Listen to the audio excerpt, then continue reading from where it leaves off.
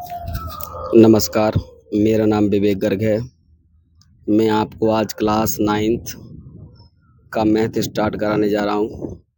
जो पहला चैप्टर है संख्या पद्धति, जिसको हम स्टार्ट करने जा रहे हैं। ठीक है, मनोहर रे का मैथ है, एनसीईआरटी पैटर्न पे मैं आपको पूरा कंप्लीट कराऊंगा।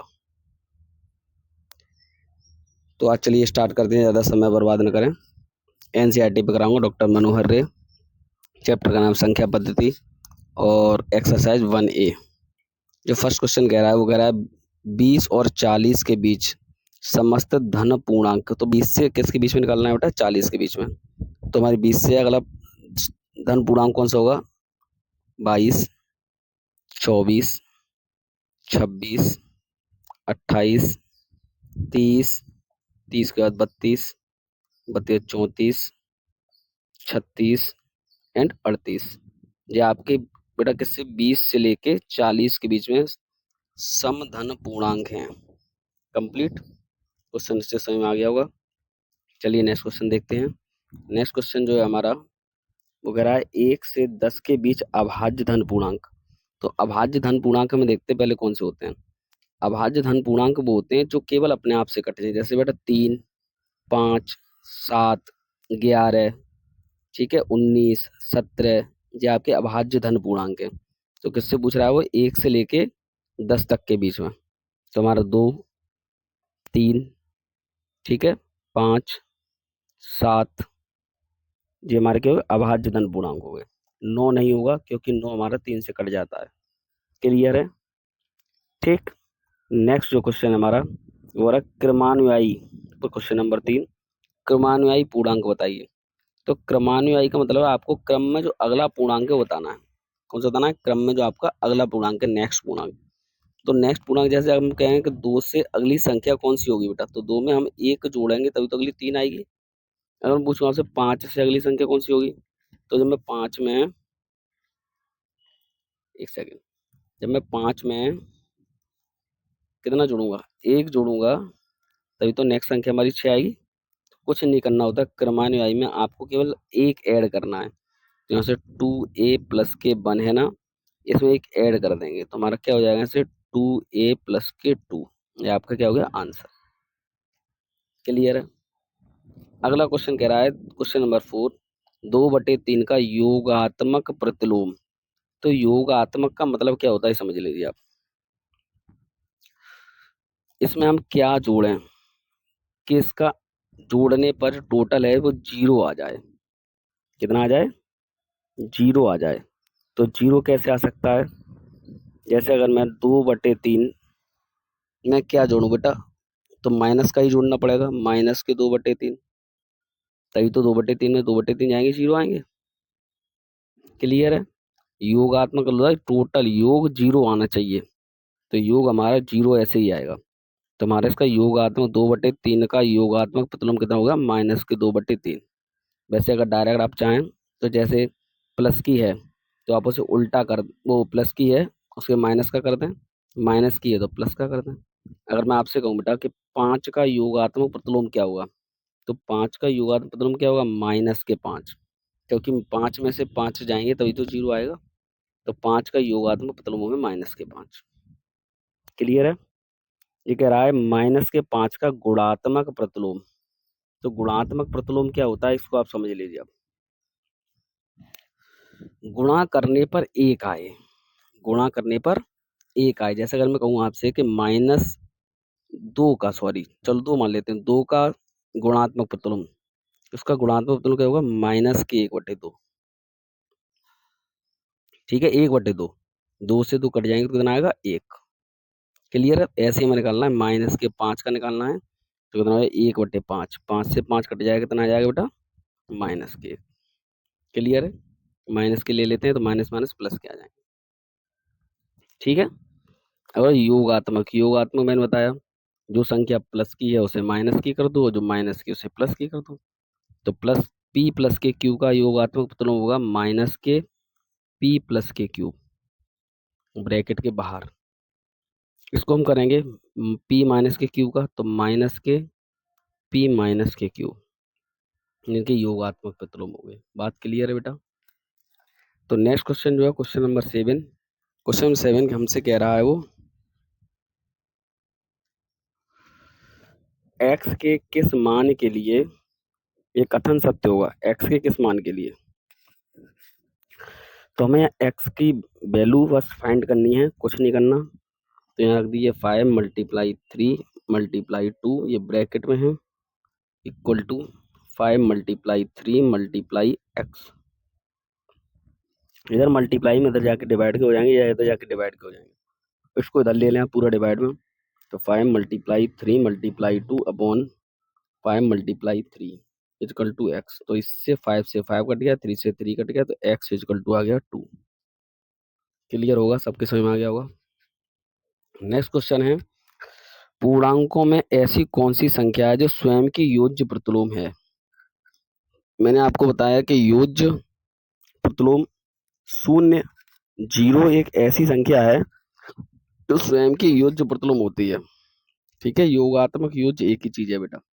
तो 0 में अगर मैं क्या जोड़ूं कि 0 आ जाए, तो 0 में 0 जोड़ेंगे, तो क्या है 0, 0। क्लियर है। नेक्स्ट क्वेश्चन चलो देख लेते हैं, क्वेश्चन नंबर 9। क्वेश्चन नंबर 9 जो कह रहा है आपसे ए एक सम धन पूर्णांक है, तो बताइए कि ए प्लस वो ए -1 और ए +1 सम है अथवा विषम। ए हमें सम धन पूर्णांक रखना है, कोई भी सम धन पूर्णांक दो रखते हैं, 2 + के 1 और 2 - के 1, तो 2 और 1 हुआ 3 और ये हुआ कितना 1, तो मल्टीप्लाई करेंगे 3, तो कैसी आ रही है विषम आ रही है। जी आपको यहाँ तक क्लियर समझ में आ गया हो क्वेश्चन नंबर 9 तक। चलिए क्वेश्चन नंबर हम 10 चेक कर लेते हैं। नंबर 10, क्वेश्चन 10 कह रहा है संख्या रेखा पर 5 और 7 का योग लिखिए। तो जैसे संख्या रेखा जब हम बनाते हैं बेटा, तो हमेशा बीच में जो लाइन करते हैं, बीच में पॉइंट होता है उधर 0, इधर होते हैं पॉजिटिव नंबर और इधर होते हैं नेगेटिव। इधर आएगा 1 2 3, ऐसे इधर आते हैं -1 -2 -3। अब आपको 5 और 7 देखनी है, तो इधर लंबा खींच लीजिए, 4 5 6 7 8 9 10 11 एंड नेक्स्ट कर लीजिए 12। तो आपको बताना है बेटा, पहले आपको किसी संख्या रहेगा 5, तो यहाँ से लेके 5, अब खींचनी 7, तो 1 2 3 4 5 6 7, यहाँ से लेके यहाँ तक, तो 5 और 7 का योग कितना हो जाएगा बेटा 12। वैसे ही आप 5 और 7 जोड़ेंगे तो 12 होगा, लेकिन संख्या रेखा पर बताना है, मेन बात ये है। नेक्स्ट क्वेश्चन है कि इनमें से कौन सा सत्य है और कौन सा असत्य है, यही तो पूछ रहा है। नेक्स्ट चलिए, कौन सा सत्य है कौन सा असत्य है। पहला कह रहा है आपसे क्वेश्चन नंबर 11 का क्वेश्चन नंबर ए, दो धन अभाज्य अभाज्य गुणनफल सदैव अभाज्य होगा। कोई भी तो अभाज्य नंबर ले लिए, 3 ले लिया मैंने, 5 ले लिया, और दोनों को मल्टीप्लाई करूंगा 15, तो 15 क्या अभाज्य है नहीं है, तो ये क्या असत्य है। कोई भी अभाज्य ले लीजिए, 7 ले लीजिए, 11 ले लीजिए, 77 अभाज्य है नहीं है, क्योंकि 11 से कट जाएगा, तो यह सत्य हो गया। वो कह रहा है दो धन अभाज्य पूर्णांकों का योग सदैव अभाज्य होगा। कोई भी दो अभाज्य ले लिए, 3 और 5 8, ये तो ये कैसा हो रहा है, अभाज्य नहीं हो रहा है, सम हो रहा है, तो ये भी आपका कैसा है असत्य है। क्लियर है बेटा। नेक्स्ट क्वेश्चन देखते हैं, यदि a और v कोई दो ऋण पूर्णांक हैं, a और v कोई दो ऋण पूर्णांक हैं, तो आपको बताना है तब a + के v भी सदैव ऋण पूर्णांक होगा। तो कोई दो ऋण पूर्णांक ले लीजिए, -2 ले लिया मैंने, +-3, तो -2 और माइनस माइनस क्या होगा, प्लस माइनस माइनस, जब होगा कितना -5, कैसा होगा सदैव ऋण पूर्णांक होगा, सत्य है ये। क्लियर है बात। नेक्स्ट क्वेश्चन हम चल रहे हैं बेटा, क्वेश्चन नंबर 12। क्वेश्चन नंबर जो 12 है वो आपसे कह रहा है यदि ए एक धन पूर्णांक है, कोई भी धन पूर्णांक लेना है आपको, कोई भी आप ले लीजिए धन पूर्णांक 1 2 3 4 5 1 से लेकर कोई भी नंबर, और इसमें पुट कर दीजिए और वो संख्या देखिए 24 से डिवाइड होगी कि नहीं। तो मैं एक ही रख के देख ले रहा हूँ। तो पहले यहाँ ए दिया हुआ है और ए प्लस के 1 है, ए प्लस के 2 है और ए प्लस के 3 है। 1 रख के चेक कर लेता हूँ। 1 यहाँ हुआ, 1 और 1 कितना हुआ 2, 1 और 2 हुआ 3, 1 और 3 हुआ 4। अगर मैं सबके मल्टीप्लाई करूँ तो 4 3 12, 12 दूनी 24। क्या 24 24 से कट जाएगा? हाँ कट जाएगा। तो यही बताना है कि पूर्णांक 24 से कट जाएगा, तो हाँ कट जाएगा। क्लियर है? ठीक है, नेक्स्ट क्वेश्चन देखते हैं, क्वेश्चन नंबर 13।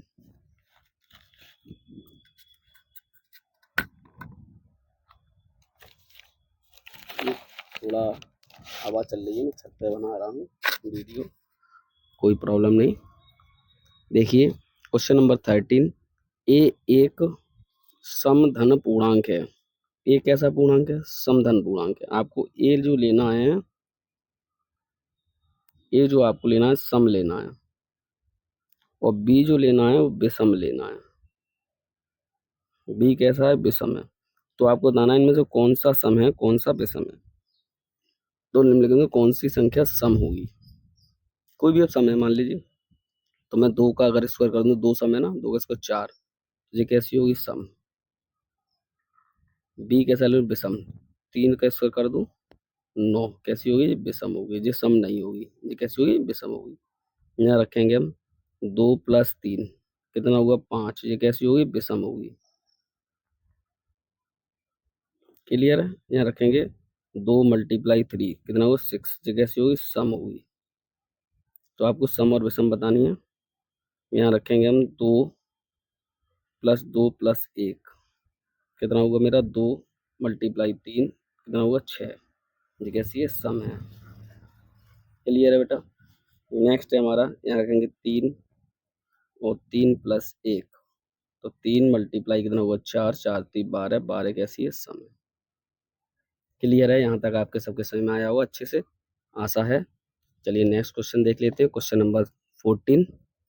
कौन सा सत्य है ये बताना है आपको। तो left hand side right hand side क्या आनी चाहिए? इक्वल आनी चाहिए। इक्वल है तो सत्य है, और अगर left hand side right hand side equal नहीं आ रही तो असत्य है। तो यहाँ सॉल्व कर लीजिए आप। 3 मल्टीप्लाई 8 और 7 जोड़ेंगे तो 15, 7 चौक 15, ठीक है। यहाँ से मल्टीप्लाई 8 माइनस 8 3 24 प्लस 7 21, ठीक है। यहाँ से 15 3 45, यहाँ जो 4 और 1 5 और 2 4, इक्वल आ रही है, तो ये कैसा है? सत्य। क्लियर है? ऐसे नेक्स्ट इसमें ये और पूछ लेता है कौन सा इसमें नियम फॉलो कर रहा है, लेकिन आपने सत्य पूछा तो आपको बस ये देखेंगे सत्य है कि नहीं है, बस बात खत्म। क्वेश्चन नंबर 14 का बी, 9 और 5 14, 14 15 16 17, 5 3 8, 8 8 16 1 17, ये भी सत्य है। Left hand side right hand side equal है, ये आपको दिख रही है इक्वल है। ये 6 इक्वल टू 6 सत्य है। नेक्स्ट क्वेश्चन कह रहा है इसमें ए इक्वल टू 3 रख दीजिए। जब 3 रख देंगे तो left hand side right hand side equal हो जाएगी, सत्य है ना। लास्ट क्वेश्चन है आपका, क्वेश्चन नंबर 15। ये कह रहा है आपको संख्या रेखा पर निरूपित करना है। तो मैंने बताई संख्या रेखा आप बना लीजिए। बीच में जो पॉइंट आता है वो 0, इधर आते हैं आपके पॉजिटिव नंबर, इधर आते हैं निगेटिव नंबर। 1 2 3 4 5 6 -1 -2 -3 -4 -5। तो सबसे पहले -5 ये है, -2 ये है, 0 ये है, 1 2 और 5, ये आपको संख्या रेखा पर निरूपित करने से। मैं आशा करता हूँ कि मेरी वीडियो आपको पसंद आई होगी। अगर पसंद आई हो तो लाइक शेयर एंड सब्सक्राइब करें, और मैं आपको पूरा मैथ 9th 10th तथा और भी सारी चीज़ें, बहुत सारी चीज़ें आपको साइंस है और कंपटीशन के जितनी सब्जेक्ट वगैरह हैं मैं धीमे धीमे स्टार्ट कराऊंगा। ठीक है, धन्यवाद, आपका बहुत बहुत आभार।